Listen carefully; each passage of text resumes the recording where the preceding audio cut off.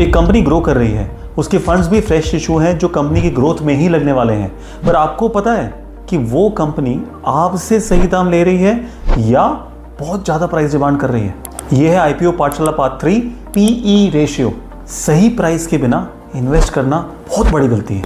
अगर आईपीओ के बारे में सब कुछ जानना चाहते हो, पूरी सीरीज देखना, और हाँ, चैनल को सब्सक्राइब करना मत भूलना, वरना ऐसे वीडियोस मिस कर जाओगे। स्टॉक मार्केट में कोई भी स्टॉक महंगा या सस्ता कैसे पता चलेगा? उसका सबसे वेल नोन तरीका है पीई रेशियो।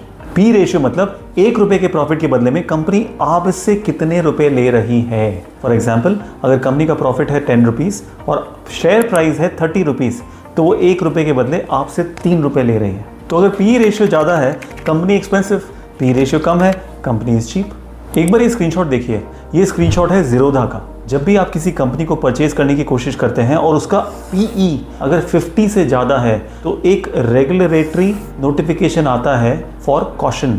उनका कहने का मतलब ये है कि किसी भी कंपनी जिसका पीई 50 से ज़्यादा है, उसको खरीदने से पहले उसके रिस्क केयरफुली इवैल्यूएट कर लीजिए। बेसिकली गवर्नमेंट आपको ये सतर्क करने की कोशिश कर रही है कि buying at more than 50 PE can be very risky.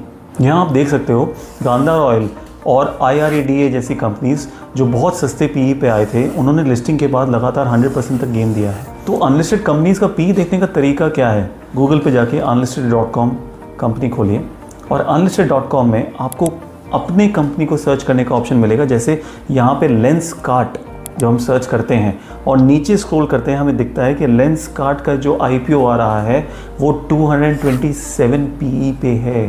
इस डेटा से आपको वैल्यूएशन का अंदाज़ा लग जाता है। बट क्या केवल पी अकेले देखना काफ़ी है? नहीं। Ideally PE number of the company should be compared with the PE और average PE of the industry. ज़रूरी नहीं है कि जब कंपनी हाई पीई पे आ रही है तो वो महंगी ही है।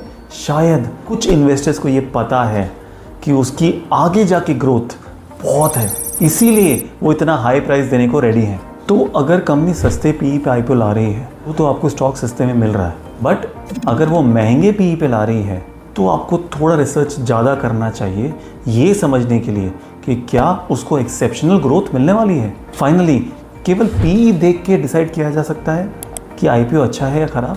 नहीं। इसके लिए सीरीज़ का पार्ट 4 भी देखिए, जहाँ पे हम बात करेंगे बिग टिकट आईपीओज़ की।